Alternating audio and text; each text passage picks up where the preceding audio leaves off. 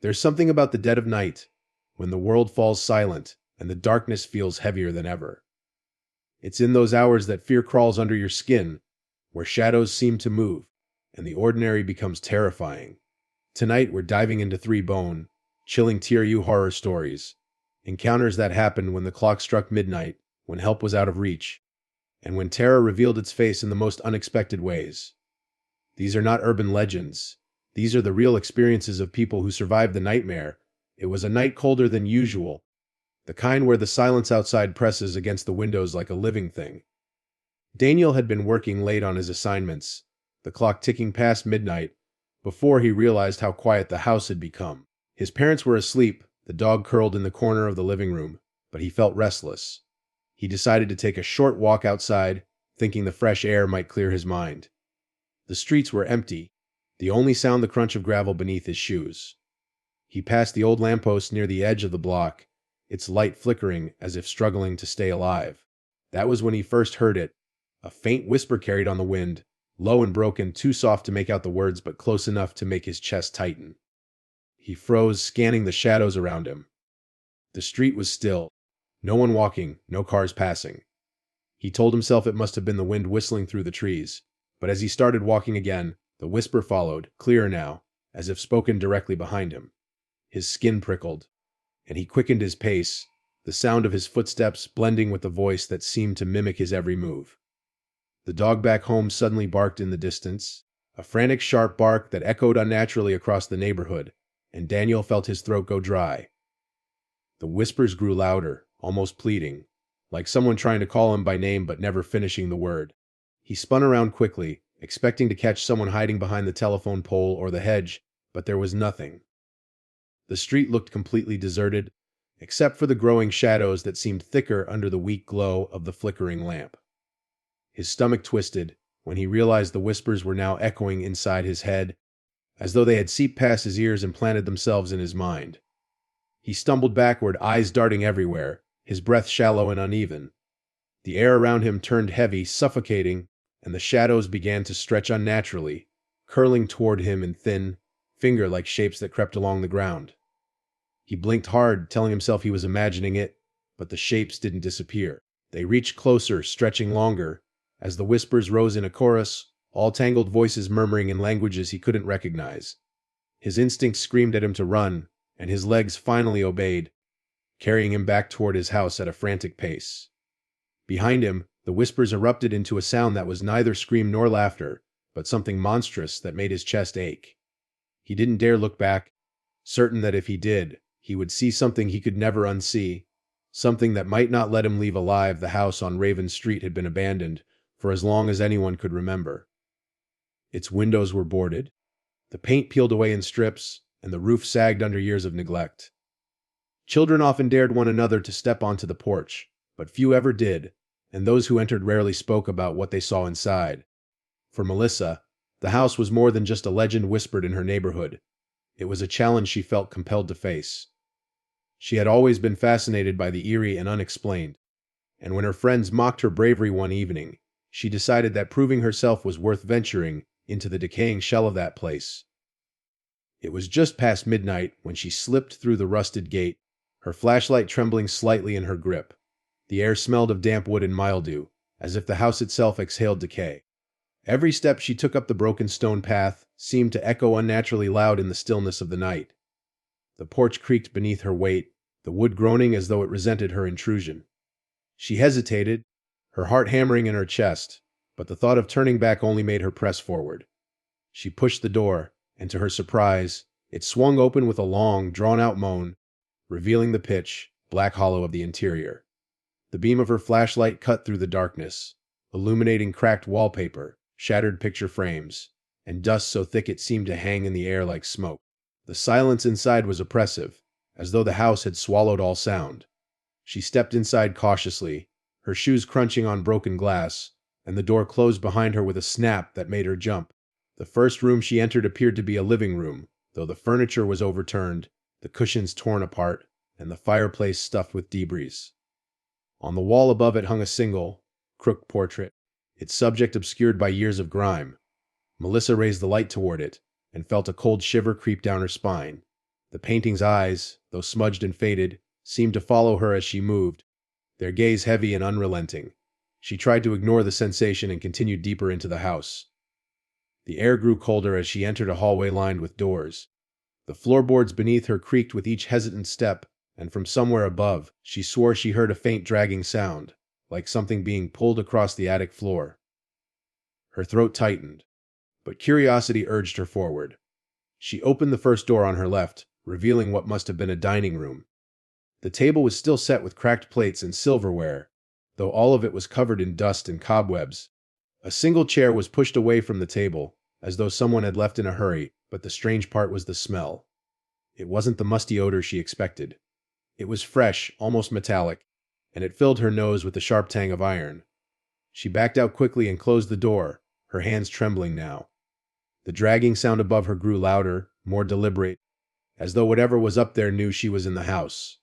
Her flashlight flickered, plunging her into darkness for a split second before sputtering back to life, and in that momentary void, she felt the undeniable sensation of someone standing right behind her. She spun around, the light jerking wildly across the hallway, but there was nothing there, only the shadowy outline of the stairs leading to the second floor. Against every instinct screaming for her to leave, she began to climb. Each step groaned beneath her weight, the old wood threatening to give way, but she kept her eyes fixed on the top landing, where the darkness seemed even thicker. When she reached the top, the air was freezing, her breath forming faint clouds in the beam of the flashlight. The dragging noise had stopped, but a new sound replaced it, a soft, rhythmic tapping, like fingernails on wood, coming from the last door at the end of the hall. The closer she walked toward it, the stronger the feeling of being watched grew, until it felt as though dozens of unseen eyes were fixed on her every movement. She reached for the doorknob, her hand shaking uncontrollably, and the moment her fingers brushed against the cold metal, the tapping ceased. The silence that followed was so complete it pressed against her ears, making her head ache. Melissa hesitated, her breath shallow, then twisted the knob and pushed the door open. The room beyond was nearly empty except for an old rocking chair positioned in the corner, facing the window. The chair creaked back and forth slowly, though no one sat in it. The flashlight's beam wavered across the walls, revealing deep scratch marks etched into the plaster, as though something with long claws had tried to tear its way out. The smell of iron was back, stronger this time, and her stomach turned as her light caught something dark splattered along the baseboards. The rocking chair stopped moving abruptly, the silence so sudden it made her heart skip. In that frozen moment, she heard it again, a whisper low and hoarse, speaking her name from somewhere deep in the shadows of the room. The clock had just struck midnight when Aaron left the diner where he worked late shifts to make extra cash. The streets were almost deserted, the kind of quiet that carried an edge of unease. Streetlights buzzed faintly overhead, their glow casting long pools of light that seemed to stretch into endless darkness. Aaron kept his hoodie pulled tight against the chill in the air, earbuds in his ears as he walked the familiar route home. At first, he didn't notice anything unusual, but halfway down the block, he felt something shift in the air behind him, a subtle pressure, the prickling sensation that comes when someone is too close. He paused his music and turned around, expecting to see another late night traveler. The street was empty. Shrugging it off, he continued walking, but his pace quickened unconsciously. That was when he heard it, the soft, deliberate sound of footsteps trailing just a few yards behind. He froze, his body tense, and turned sharply again. No one. The road lay bare, the only sound the faint rustle of leaves stirred by the wind. His heart began to pound as he realized the steps hadn't come from in front or beside him. They had matched his stride perfectly, only to vanish the second he stopped. Unease creeping into full-blown fear. He resumed walking, this time testing the sound. He took 3 quick steps, and sure enough, 3 more followed in perfect sync. He spun around, flashlight from his phone raised high, but the shadows clung stubbornly to the corners of buildings and alleys, revealing nothing. The silence returned, pressing down heavy, almost mocking. Aaron cursed under his breath, trying to rationalize it. Maybe it was his imagination, or maybe the sound was echoing strangely in the still night. But then he heard it again. Not footsteps this time, but the sharp scrape of a shoe dragging against the concrete, slower, heavier, like something that wasn't in a rush. His skin went cold, and without thinking, he broke into a jog. The sound followed instantly, faster now, pounding the pavement behind him though he still saw no one. His breath came in ragged bursts as he reached an intersection, choosing the longer, well-lit road instead of the shortcut through the alley. For a moment, the footsteps ceased, and relief fluttered in his chest, but just as quickly as it came, it died, replaced by the echo of someone whispering his name in a low, broken voice that seemed to come from every direction at once. Aaron's stomach clenched. He whipped around, shining his phone light in frantic circles, but the street was empty. The whispering continued closer now, as though circling him. His hand shook so badly he nearly dropped his phone, the beam jerking wildly across the cracked pavement. Suddenly, the light caught something at the far end of the block. A shape. It was too tall, too thin, its limbs strangely long and stiff, and it stood perfectly still in the glow of a flickering lamp. Aaron blinked, and for an instant it was gone. His mind screamed at him to run, but his legs felt rooted to the ground. Forcing himself to move, he sprinted toward home, every step sounding louder than the last. But what terrified him more was that he could hear two sets of footsteps now, his own and another, heavier and relentless, closing in with terrifying speed. He didn't dare look back this time. The shadows at the edges of the street seemed to writhe, shapes shifting and stretching as though something monstrous crawled just out of his sight. The air grew thick, heavy, every breath like inhaling smoke. His chest burned, and panic surged as the whispers grew louder, overlapping until they became a chorus of distorted voices that drowned out his own heartbeat. He cut across the last block toward his apartment, fumbling in his pocket for the keys. His hands were slick with sweat, the metal slipping as he reached the door. Behind him, the footsteps stopped, and the silence that followed was worse than the chase. He turned the key with trembling fingers, and in that brief pause, he swore he could feel hot breath against the back of his neck, hear the faint scrape of nails dragging against the wood of the door. He shoved it open, stumbling inside and slamming it shut, chest heaving as the lock clicked into place. The apartment was silent, yet the pounding in his ears made it feel deafening. He pressed himself against the door, trying to steady his breathing. Slowly, he leaned forward to peer through the peephole, his gut twisting. Outside, the street lay empty once more, no sign of the figure, no echo of the footsteps. But as he strained to listen, pressing his ear closer to the wood, he heard it. A faint knock, so soft it could have been mistaken for the settling of the building, followed by the dragging scrape that made his stomach churn.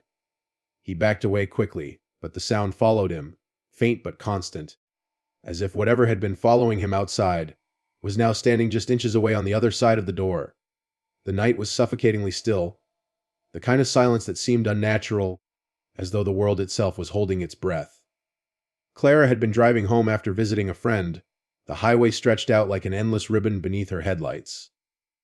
The moon was veiled by drifting clouds, and the forest that flanked both sides of the road felt like a dark ocean ready to swallow her whole. She rolled down the window slightly, hoping the cool night air might ease the tension she felt building in her chest, but instead, it only amplified the isolation.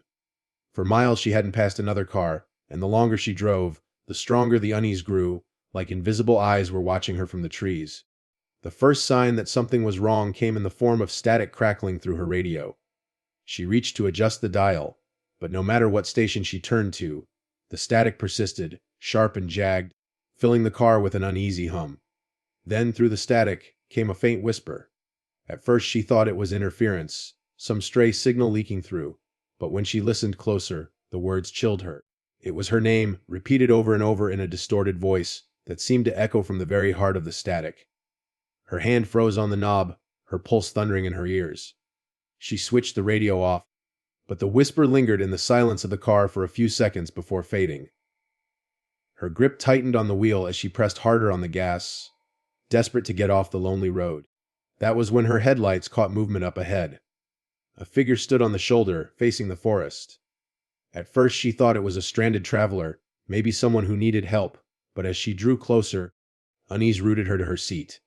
The figure was impossibly still, tall and thin, with its head tilted at an unnatural angle as though straining to hear something in the trees. She slowed instinctively, heart hammering, but as her headlights swept fully across the figure, it turned its head toward her. The face was pale, almost featureless, yet its mouth stretched into an expression that was not quite a smile but something far worse, a grimace that radiated malice. Clara's instinct screamed at her to keep going, and she did, slamming her foot on the accelerator as she shot past the figure. Her eyes flicked to the rearview mirror, But the road behind was empty, as though the figure had never been there at all. She tried to steady her breathing, convincing herself it was just her imagination, fatigue playing tricks on her.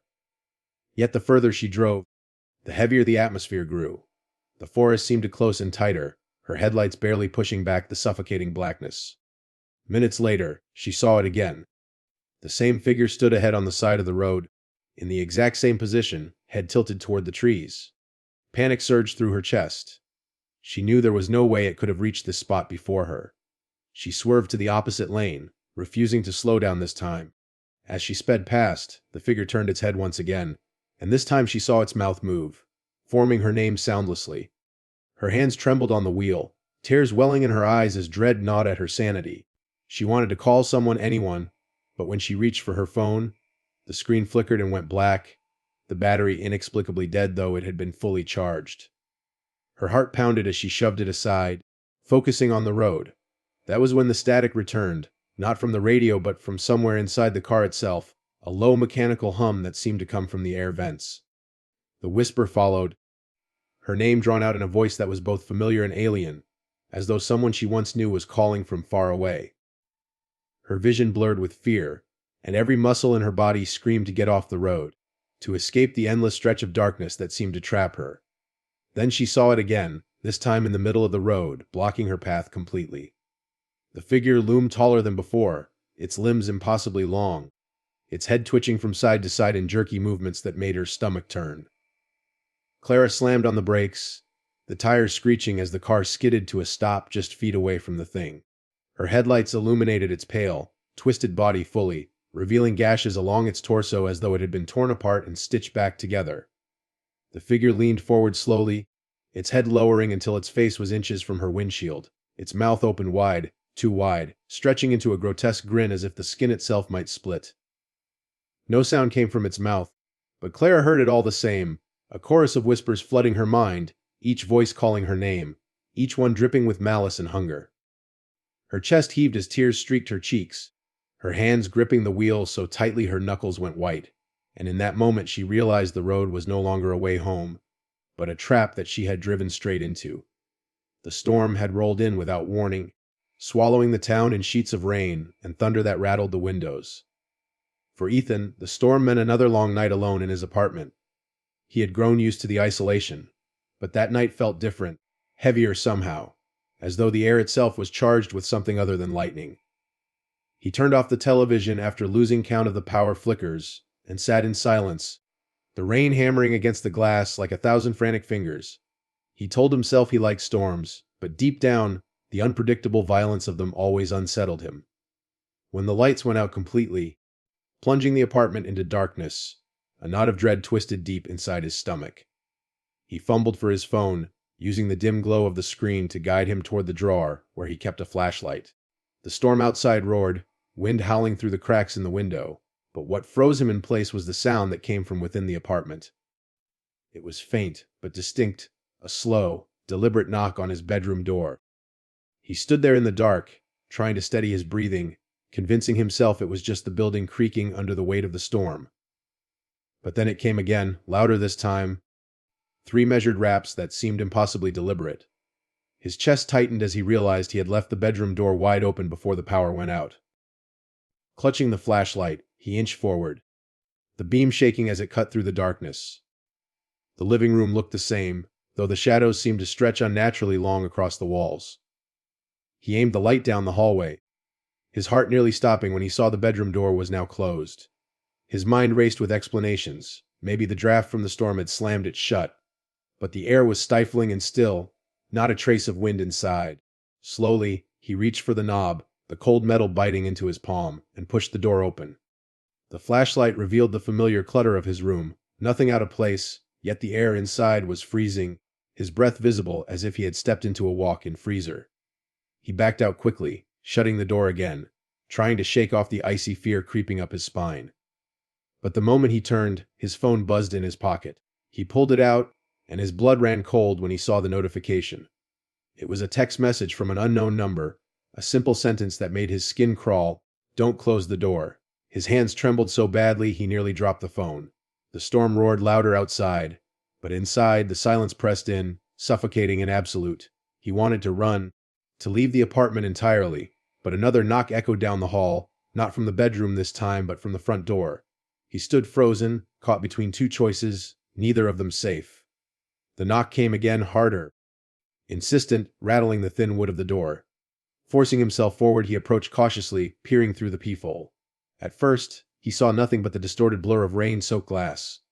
Then a shape moved, a tall figure standing motionless just beyond the flicker of lightning.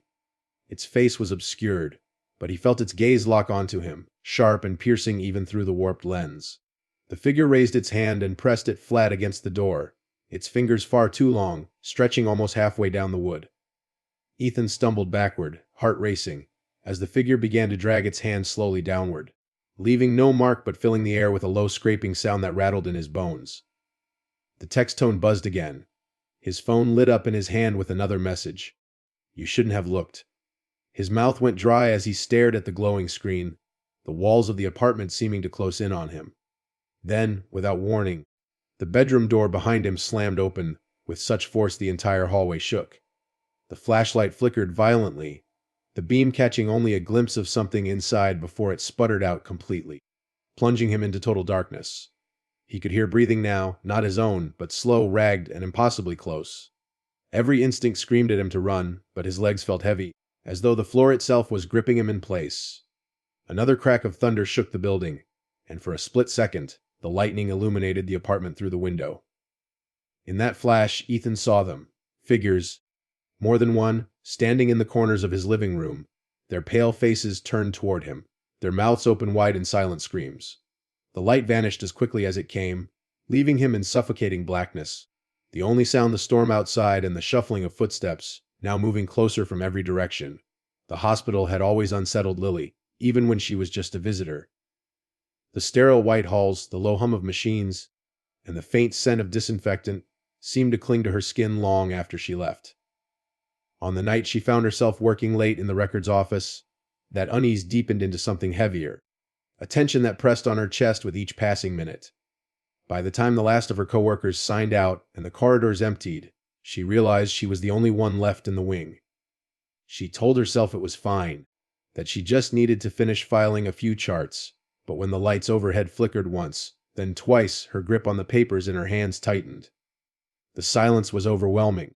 Hospitals were never truly quiet during the day, but now even the machines seemed hushed, their beeping muffled and distant, as though something had swallowed the usual noise. As Lily walked toward the records room, her footsteps echoed unnaturally loud, bouncing back at her in a way that made her feel like she wasn't walking alone. She pushed through the door and set the files on the counter, trying to ignore the crawling sensation running down her spine. The overhead light buzzed weakly, threatening to go out completely, and when it did, the room plunged into blackness. She fumbled for her phone, using its dim glow to orient herself. But before she could reach the breaker box, she heard it, whispers drifting through the dark. They were soft at first, almost indistinguishable from the hum of the storm outside, but as she held her breath, she realized they were voices.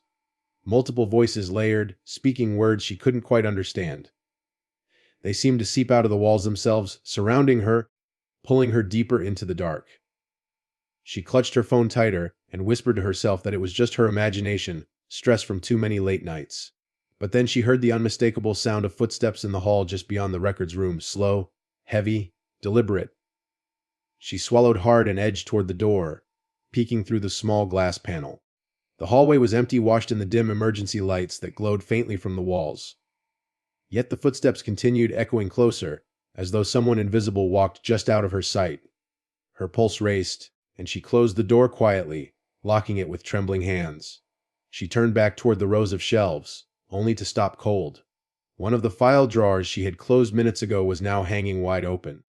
The whispering grew louder, pressing in on her from all sides, and she fought the urge to scream. Her flashlight beam swept across the shelves, catching glimpses of movement between the stacks. Shadows that were too quick, too thin to be human. She stumbled backward, the phone light jerking wildly, and for a moment she saw them. Pale faces peering at her from the gaps in the shelves, their eyes dark hollows that seemed to drink in the light. She blinked, and they were gone, leaving only the suffocating silence and the sharp tang of antiseptic in the air. The door rattled suddenly, as though someone was trying to force it open from the other side. Lily froze, her breath caught in her throat, the sound of the handle jerking violently echoing through the room. Then, as abruptly as it began, it stopped. She backed away until her shoulders hit the far wall, her chest heaving. Just as she thought the silence had returned, her phone buzzed with a new notification. Hands shaking, she lifted it, and her blood ran cold at the message glowing on the screen. It was from her own number. The text simple and sharp. "Why did you lock me out?" Her stomach twisted as the room grew colder, each exhale visible in the beam of her flashlight. The shelves began to rattle, files tumbling to the floor one after another, the noise deafening in the confined space. She covered her ears, tears welling in her eyes, but through the chaos came the steady rhythm of the footsteps again. Now inside the room with her, she turned the light wildly, desperate to see, but each corner revealed only more shadows stretching long and unnatural. A chill wrapped around her neck like icy fingers, and she spun in terror, the light catching a glimpse of something impossibly tall looming, just inches behind her. Its outline was skeletal, its head bent unnaturally low, and where its mouth should have been was only a gaping black void. Her scream tore through the silence, swallowed instantly by the walls of the hospital. The phone slipped from her hand, clattering to the floor, its screen cracking. In that fractured light, she saw more of them emerging from the dark, their bodies bending unnaturally as they slipped between the shelves. The whispering swelled to a deafening roar, voices overlapping in languages she couldn't understand, but somehow knew were calling to her, pulling her closer. She backed into the corner, shaking uncontrollably, the icy presence pressing tighter around her as the last of the emergency lights flickered and went out, leaving her in total darkness. The sound of the footsteps now right in front of her. The woods were silent except for the crunch of Jacob's boots on the damp earth. The air was heavy with mist, clinging to the trees like a veil, distorting their shapes until they looked more like looming figures than oaks and pines. He had taken this path countless times in daylight, but at night it was an entirely different world. His flashlight beam barely cut through the fog, illuminating only a narrow tunnel of vision while everything beyond remained cloaked in shadow. He told himself it was just a shortcut back to his cabin, but with each step, his chest grew tighter, as if the forest itself was closing in on him. At first, the sounds were subtle, small rustles in the underbrush, the snap of a twig just off the trail. He paused, swinging the beam of light toward the sound, but found only shifting mist curling around the tree trunks. Shaking it off, he pressed forward, quickening his pace, but soon the rustling returned. This time it was louder, matching his movements, stopping when he stopped. He swallowed hard, the realization dawning that he wasn't alone. The flashlight flickered as though in warning, and his hands grew slick with sweat as he tapped the casing, praying it wouldn't fail. Then came the whisper. Low, broken, carried on the wind, it threaded through the fog and wrapped around his ears. At first, he thought it was his imagination, the forest playing tricks on him, but the sound grew clearer, sharper, unmistakably forming his name. His stomach turned to ice as the voice repeated it, softer than a breath yet heavy with intent. He spun in circles, flashlight beam jerking wildly, but the mist revealed nothing except endless shadows stretching between the trees. Desperate to get out, Jacob picked up his pace, nearly jogging down the path, but the whispers followed. They seemed to come from everywhere at once, above him, behind him, even directly in front of him where no one stood. His breath quickened, visible puffs of air escaping into the cold night. Then, without warning, the path forked. He froze, heart hammering, trying to recall which way led home. Both directions looked the same, swallowed by fog, yet from the left came a sound that made his blood run cold. Footsteps. Slow, deliberate, he too heavy to be an animal. He chose the right path, forcing his legs to move despite the weight of dread bearing down on him. The forest grew darker the further he went, the trees bending in unnatural arcs as though leaning closer to listen. The flashlight flickered again, the beam weakening until he could barely see more than a few feet ahead. Then, in the fading light, he caught sight of something between the trees, a figure, tall and gaunt, standing motionless. Its limbs were too long, its head tilted unnaturally to the side, and though its face was obscured by shadow, Jacob felt its gaze burn through him. He stumbled backward, nearly dropping the light, but when he blinked, the figure was gone. The whispers surged again, louder, layered, as though a dozen voices spoke in unison. They called his name, stretching it until it sounded alien, warped with hunger. He clutched the flashlight like a weapon, spinning around frantically, but the fog closed in tighter, pressing against him like a living thing. His chest ached with panic, every breath shallow and sharp. That was when the smell hit him. Rot, thick and cloying, seeping from the ground itself. He gagged, covering his mouth, his flashlight beam sweeping downward to reveal fresh footprints in the mud, impossibly large, leading directly toward him. Jacob turned and ran, crashing through the underbrush, the branches clawing at his arms and face. The whispers rose to a deafening pitch, overlapping into something that no longer resembled words but a chorus of shrieks and wails. His light swung wildly, catching fleeting glimpses of movement all around him. Figures slipping between the trees, pale hands reaching from the fog, faces with hollow eyes watching from the dark. His lungs burned as he pushed himself faster, desperate for any sign of escape. Up ahead, he saw a faint glow, warm and golden like the light of his cabin window. Relief surged through him, giving him the strength to keep going. But as he neared, his steps faltered. The glow wasn't steady. It flickered, warped, and with each second it seemed farther away, receding deeper into the forest no matter how fast he ran. His chest tightened as realization struck. It wasn't leading him home. It was drawing him further in. He stumbled to a halt, gasping for breath, and in that instant, the flashlight went out completely. The darkness swallowed him whole, the whispers stopping all at once, leaving a silence so complete it pressed against his eardrums. His heart pounded in the void, every instinct screaming at him to move, but his body refused. Then, just ahead in the blackness, two pinpricks of light appeared, eyes, glowing faintly, fixed on him. They blinked slowly, deliberately, and began to rise higher, as though whatever they belonged to was standing, stretching to its full, impossible height. Jacob's breath caught in his throat as he realized he was no longer surrounded by the forest, but by something far older, far darker. Waiting for him in the mist. The rain had eased into a steady drizzle by the time Hannah left the diner, the streets glistening beneath the dull orange glow of the lamps. It was close to midnight, and the city felt abandoned, every store shuttered, every window dark. She pulled her coat tighter and quickened her pace, her footsteps echoing louder than they should have on the wet pavement. Something about the silence unnerved her. Even the usual hum of traffic was absent, replaced only by the faint hiss of rain against the concrete. She tried to tell herself it was just the late hour, but deep down she felt a presence lingering in the shadows, watching her every move. As she crossed into a narrow alley that cut a block off her walk home, she noticed a strange pattern in the puddles at her feet. Ripples spread outward, though no raindrops disturbed them. She slowed, staring as the water seemed to tremble in rhythm with her breathing. A shiver crawled down her spine, and she forced herself to keep walking. But she couldn't shake the sensation that the alley was stretching, each step pulling her farther from the familiar streetlights behind. The walls loomed closer, bricks wet and slick with moss, and the air grew colder with each breath. That was when she heard it. A faint hum, low and metallic, reverberating through the alley. At first, it was so soft she thought it might be a pipe beneath the street. But as she walked, the sound grew clearer, a strange droning that shifted in pitch as though it were alive. She stopped, straining to listen, and the hum cut off abruptly, leaving only the rain. The silence was worse than the sound, thick and oppressive, and when she glanced over her shoulder, her stomach dropped. The entrance of the alley was gone, swallowed by darkness, as though the path she had just walked had ceased to exist. Her chest tightened, and she gripped her bag like a lifeline as she moved forward, telling herself there had to be another way out.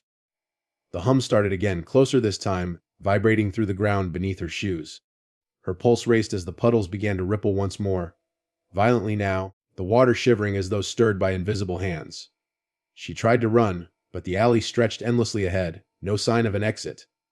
The lamps above flickered, casting jagged shadows on the walls, and she caught glimpses of movement just beyond the reach of her vision. Figures tall and thin, slipping from one shadow to the next, never fully revealed but always there. Her breath came in ragged gasps as she slowed, her legs burning with exhaustion. The hum had shifted again, no longer mechanical but layered, as though dozens of voices were buried within it. She realized with dawning horror that they were whispering. Faint words overlapping, phrases she couldn't quite make out, but which seemed to grow clearer the longer she listened. Her name was among them, repeated over and over, each whisper pulling her deeper into the suffocating dark. She clapped her hands over her ears. But the sound wasn't external. It was inside her head, worming into her thoughts until she staggered, nearly collapsing against the wall. She forced herself onward, stumbling through the unending corridor, until she saw a faint light ahead. Relief surged through her chest as she pushed herself faster, but as she neared, she realized it wasn't the glow of a street lamp or window. It was a single bare bulb, swinging gently from a wire strung across the alley, its light flickering in uneven pulses. Beneath it stood a figure, motionless, its face hidden by the shadows. Her footsteps faltered, the whispers in her head growing louder, urgent like a chorus urging her forward.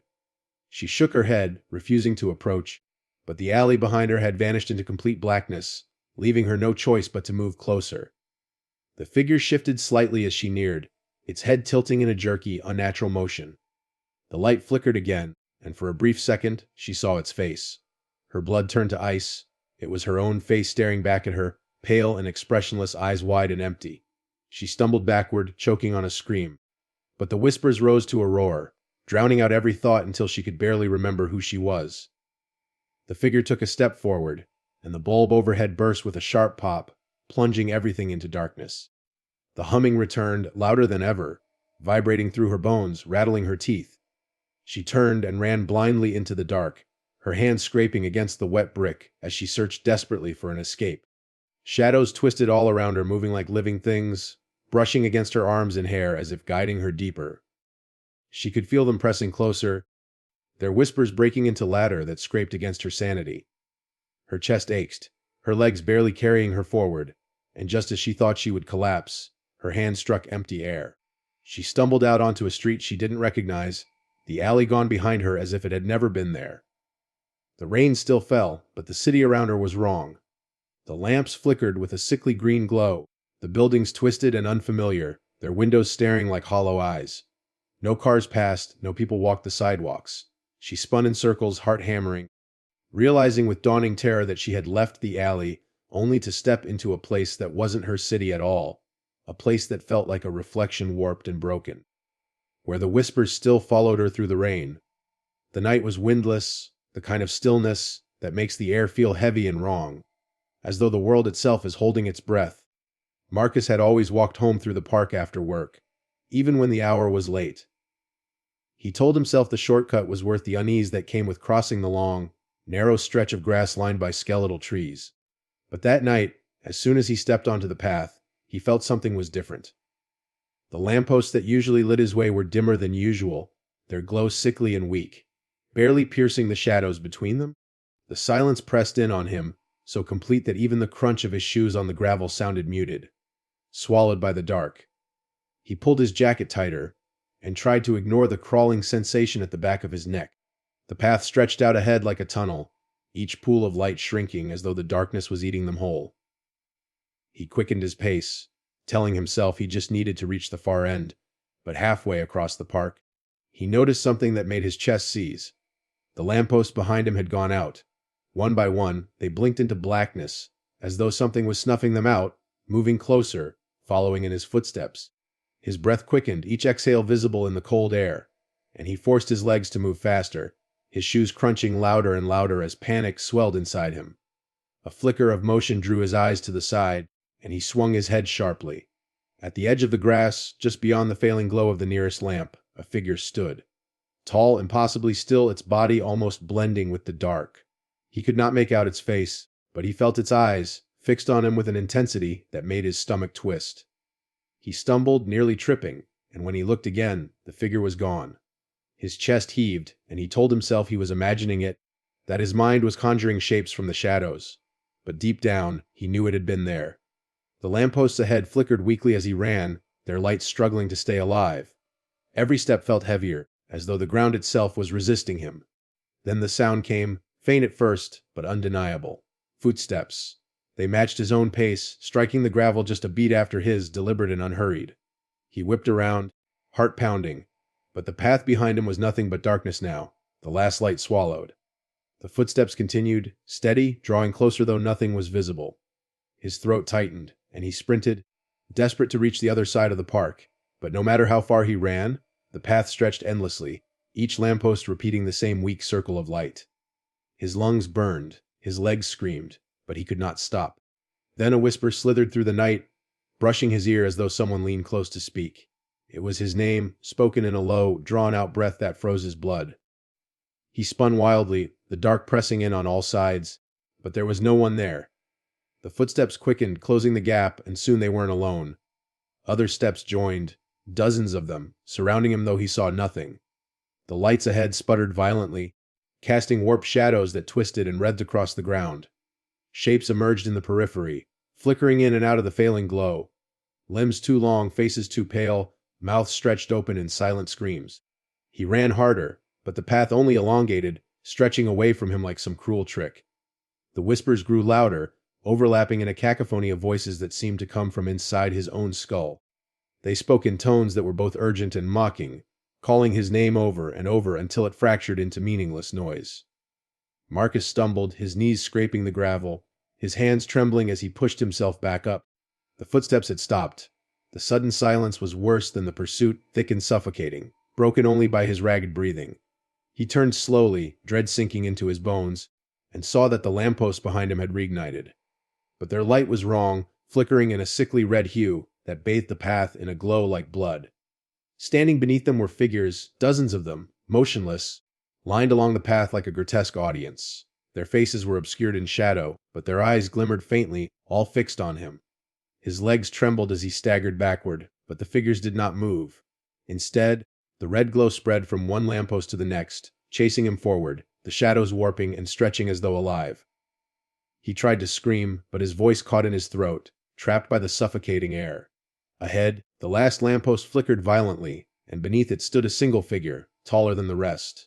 Its head was bent at an unnatural angle, and its arms dangled low, nearly brushing the ground. Marcus froze, terror locking his body in place, as the figure slowly raised its head, revealing a face that was both his and not his, a twisted reflection staring back at him with a smile that stretched too wide for human skin. The town clock struck midnight, and with it came the feeling that everything had been leading to this moment. For days, each of them, Daniel, Melissa, Aaron, Clara, Ethan, Lily, Jacob, Hannah, and Marcus, had been plagued by shadows, whispers, figures that bent the rules of reality. None of them knew why, but each night, the terror grew stronger, pulling them deeper into something they couldn't understand. Now, in the heart of the night, all paths converged at the same place, the abandoned church on the edge of town. Its broken steeple jutted into the sky like a skeletal finger, and its windows glowed faintly with a light that should not have existed. Daniel was the first to arrive, breathless, clutching at his chest as the whispers urged him forward. Melissa followed, flashlight trembling in her hand, her eyes darting at every movement.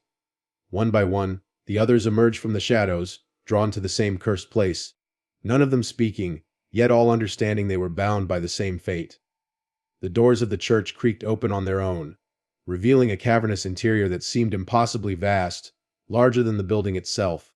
The air was thick and freezing, and the floorboards pulsed faintly as though alive. At the center of the church stood a figure cloaked in black, tall and skeletal, its head bowed. When it raised its face, they all recoiled.